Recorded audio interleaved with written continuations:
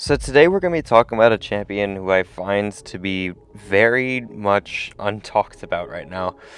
I just haven't seen a lot of Cassandra Nova gameplay, and not going to say that's for no good reason, because she does get overshadowed by some mutants sometimes, but I think this champion's really cool, and I think this video is going to hopefully show a lot of strengths that she has. So I have her rank 4 on the beta. This is one of the first times I'm using the beta for this full-length video, and I honestly am glad I did it, because Cassandra was really fun to play and was honestly destroying these defenders. And so I'll talk about me ranking her on the live server at the end of the video, and something about that you might want to catch. But like, she's really good against the skill class. Like, you're gonna see her take like pretty much every skill defender that the game has to even offer. So there's Atuma, and all of her hits are non-contact except her first medium, so boom, Atuma's just gone. Now we'll fight Yelena, and she has this funny thing that's literally just there to counter Yelena, basically, where when the opponent reaches 50 combo, she's gonna steal all the combo and turn it into Daunteds, which is really good. So honestly, I probably don't even need to use as many heavy attacks as I am, because we're just gonna get boom right up to 25 Daunteds just like that.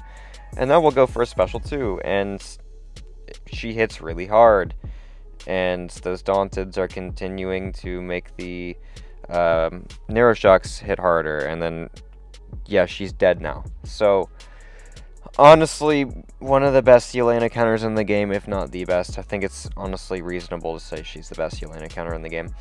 Here's a really important one. This is Nick Fury. This is probably the most important fight in the entire video. Why is that? It's because Jean and Onslaught do not shut off Nick Fury's kit like Cassandra does.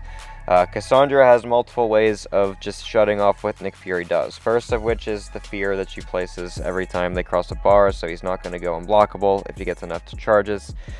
Second is she's gonna make it to where he doesn't heal. It's a thing where the lower their health is, like say they're at 2% health, their regeneration rate is set to 2. If they're at 1% health, their regeneration rate is set to 1%. And she basically uses that to be like, hey, no, you're not actually gonna heal, and I'm just gonna kill you right now. And that's exactly what she does, so that Nick goes down in 42 seconds, which is definitely not a speed that Onslaught or Jean are going to be putting out. Next up, we're going to fight Lumatrix. Because of the fact she has access to Neuroshock, she can ignore Lumatrix's invisibility. The only thing you need to make sure you don't do in this fight is try to charge a heavy attack when he's got the invisibility, and use like the stun, because he's stun immune, so that won't work out very well for you. But you can just, push him to special 2, and if he drops it, then you can do the heavy stun, because the evade doesn't count. And then yeah, I'll just go for a special 2 here, absolutely nuke him. He's charging his heavy, I don't really care, and then I just go for the relic, and then he's dead. So yeah, really, really quick and simple fight. Next up, we're going to go fight Baron Zemo. This is another one where she's got very specific utility for the defender. Maybe not as specific as like Yelena or something, but she has something very cool. Also, don't try to counter Zemo's heavy with her heavy, it doesn't work. She has something very cool here. Against skill champs, she reduces disorientability accuracy by 100%, so Zemo cannot inflict the disorient, which is very important, because 1, if you want to block, then you're taking less block damage, but 2, the stun that she gets when charging a heavy attack is subject to defensive ability accuracy. So if you shut off the disorients, then they can't reduce your ability accuracy on that stun that you really need to have.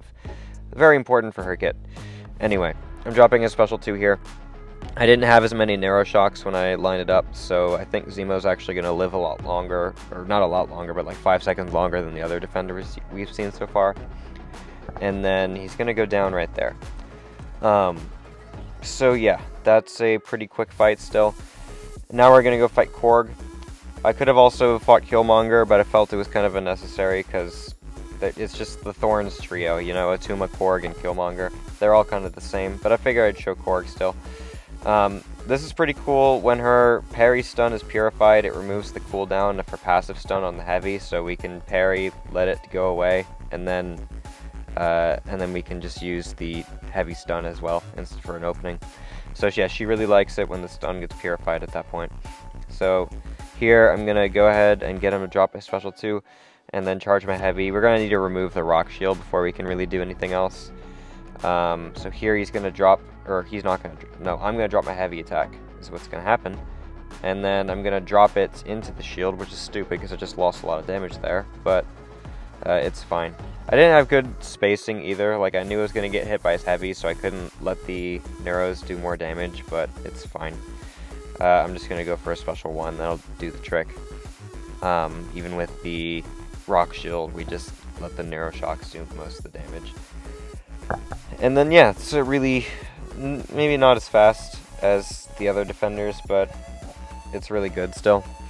Okay, now we're going to fight Bullseye, and full disclosure, she's not good for Bullseye in a BG scenario. However, if you're fighting a big Bullseye, she's borderline ridiculous for him, because her special 1 gives her a regen, which heals a 20% of missing health. And then this regen is refreshed every time she's inflicted with a bleed. So basically, you get a bunch of these regens, they refresh every time that she's inflicted with a bleed, and she's basically unkillable. As you're going to see, once we get like all of them up, I'm going to be healing like 1.5 per tick. We have 4 now, and it's almost 1.2 per tick. So she's like immortal versus Bullseye if it's a long fight. And you're just like not eating hits on purpose. So yeah, it's pretty fun.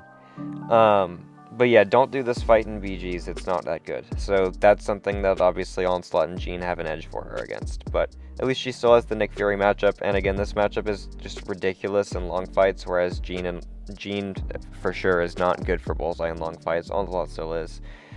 But yeah, we go ahead and charge my heavy here, and then I'm just going to go ahead and drop another special 1, not get another regen actually, because my health's not low enough for it to really matter, because remember, it's missing health based.